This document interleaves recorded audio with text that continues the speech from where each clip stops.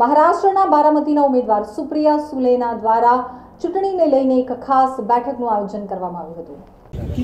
माझ्या काही कानावर असं आलेलं सांगलीचा वाद सुरू आहे ताई, काय सांगाल?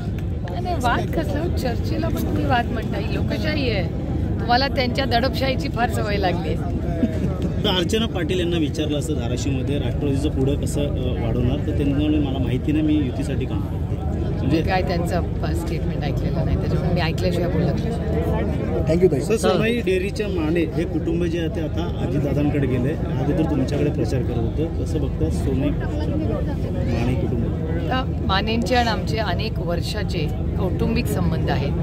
आपल्या सगळ्यांच्या माहितीसाठी सांगते की आदरणीय पवारसाहेब आणि दशरथ माने यांचे अतिशय प्रेमाचे संबंध आहेत आणि आमच्याकडून ते नेहमी जपलेच गेलेले आहेत संबंध. या प्रश्नाची उत्तरं मला विचारायची याची त्यांना विचारली तर जास्ती संयुक्त. थोपटेंचा मोठा पाठिंबा तुम्हाला आहे, अजितदादांनी देखील सुमित्रा महाजन देखील त्या ठिकाणी गेले होते, कसं बघतात थोपटे हे खास करून पवारांच्या देखील जवळचे? आत्ता काँग्रेस पक्ष, शिवसेना आणि आम्ही सगळे पूर्ण ताकदीने एकत्र लढतो या दडपशाही, महागाई आणि भ्रष्टाचाराच्या विरोधात.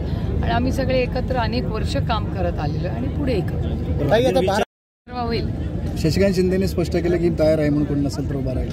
बघूया ना, पक्ष महाविकास आघाडीची चर्चा होऊन निर्णय घेतला. अर्चना पाटील काँग्रेस असेल उमेदवार की राष्ट्रवादीच असेल साताऱ्यामध्ये माहिती नाही. आता महाविकास आघाडीची मीटिंग आहे, मला उद्या का परवाच आहे, 9 तारखेला आहे. 9 तारखेला क्लिअर. अनेक ठिकाणी प्रवेश केला डिग्रीचे, काय म्हणा एकंदरीत परिषद मतदारसंघ मी बघताय ईस्ट इंडिया कंपनीसारखं चाललंय.